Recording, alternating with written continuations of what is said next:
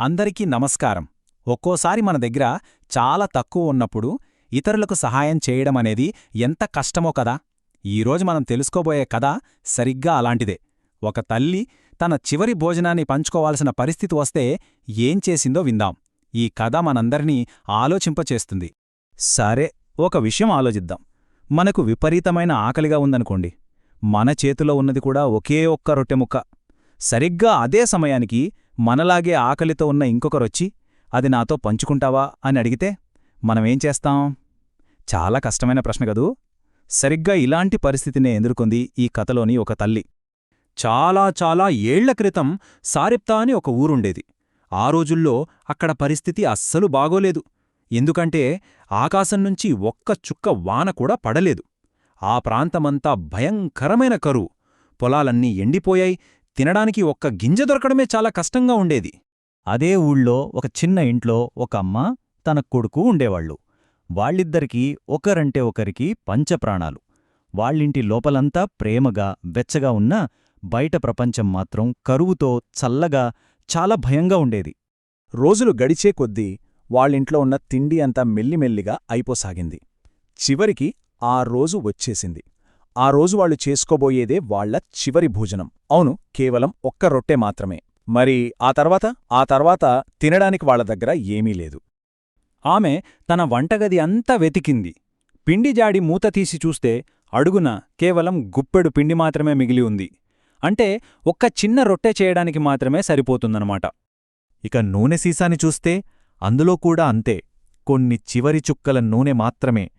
అంటే రేపటికేమీ లేదన్నమాట. ఈరోజు తినబోయేది నిజంగా వారి చివరి భోజనమే.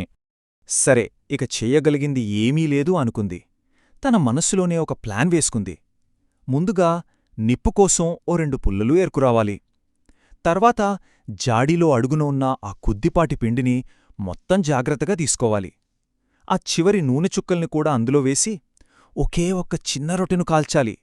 దాన్ని తనూ తన కొడుకు పంచుకుని తినాలి. అంతే. ఆ తర్వాత వాళ్ళ దగ్గర ఏమీ ఉండదు. సరిగ్గా ఆమె ఆ పుల్లలు ఏరుకుంటున్న సమయంలో ఒక అపరిచితుడు తన దగ్గరికి వచ్చాడు. ఆయన పేరు ఏలియా, ఒక దైవసేవకుడు.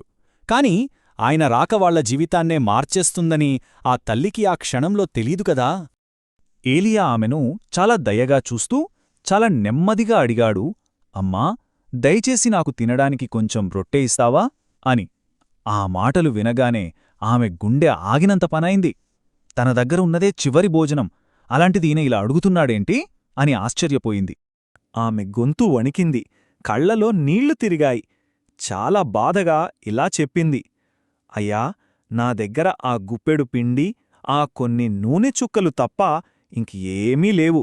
వాటితో ఒక రొట్టె చేసుకుని నేనూ నా కొడుకు తిని ఆ తర్వాత చనిపోదామనుకుంటున్నాం. చూశారా, ఇప్పుడు ఆమె ముందు తన జీవితంలోనే అత్యంత కష్టమైన నిర్ణయం ఉంది. ఇది కేవలం రొట్టె పంచుకోవడం గురించి కాదు.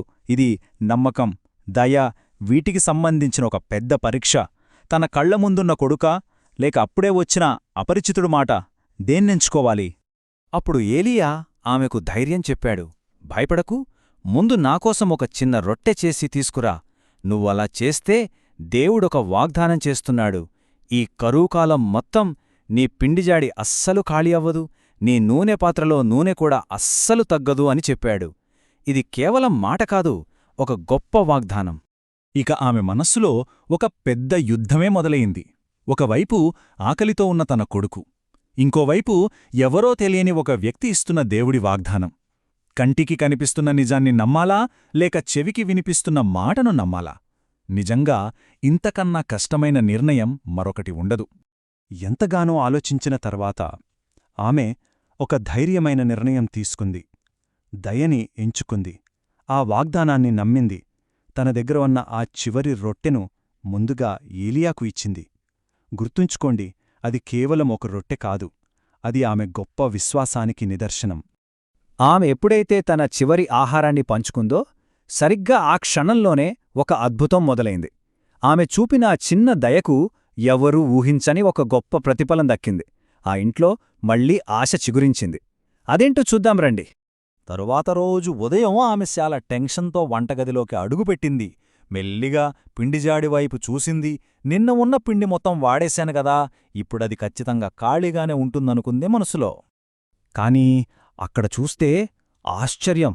ఆ జాడి నిండుగా ఉంది. అవును, మళ్లీ పిండితో నిండిపోయి ఉంది. అచ్చం మనం కథల్లో వింటాలే, ఒక మ్యాజిక్ బాక్స్లాగా. అందులోంచి తీసిన కొద్దీ వస్తూనే ఉంటుంది, అస్సలు ఖాళీ అవ్వదు. అలా అయిపోయిందా జాడి. ఆ ఆశ్చర్యం నుండి తేరుకోకముందే నూనె పాత్రవైపు చూసింది. అద్భుతం! అది కూడా నిండుగా ఉంది. ఏలియా చెప్పిన ప్రతి మాట నిజమైంది. దేవుడు తన వాగ్దానాన్ని నిలబెట్టుకున్నాడు. ఆమె చూపిన దయ, ఆమె పెట్టుకున్న నమ్మకం రెండూ ఫలించాయి. ఇది కేవలం ఒక్కరోజు జరిగిన మ్యాజిక్ కాదు, తెల్సా? ఆ రోజు మొదలు ఆ దేశంలో కరువు ఎప్పుడు తీరిపోయిందో అంతవరకు ప్రతిరోజు ఆ జాడీలు నిండుతూనే ఉన్నాయి. వాళ్ళకి మళ్లీ ఎప్పుడూ తిండికోసం కష్టం రాలేదు. చూశారు కదా, ఒక చిన్న దయగల పని ఎంత పెద్ద అద్భుతానికి దారితీసిందో. మరి కథ నుండి మనం ఏం నేర్చుకోవచ్చు? అసలు ఈ కథ మనకు ఏం చెప్పాలనుకుంటోంది? దాని గురించి కాసేపు మాట్లాడుకుందాం. ఈ కథ మనకు కొన్ని ముఖ్యమైన పాఠాలు నేర్పుతుంది. మొదటిది, మన దగ్గర చాలా తక్కువ ఉన్నప్పుడు కూడా దయగా ఉండటం ముఖ్యం.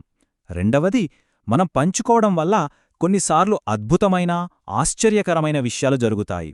ఇక మూడవది, మంచితనం మీద నమ్మకం ఉంచడం ఎప్పుడూ మంచిదే. సరే, ఇప్పుడు మనమందరం ఆలోచించాల్సిన ఒక ప్రశ్న. అసలు పంచుకోవడమనేది ఎందుకంత మంచి పని అని అంటారు?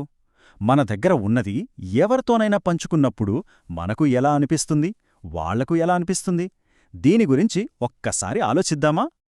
చివరిగా ఈ కథలోని స్ఫూర్తిని మన జీవితంలోకి కూడా తీసుకుందాం. ఈరోజు మనం ఎవరికైనా సహాయం చేయడానికి ఏం పంచుకోవచ్చు?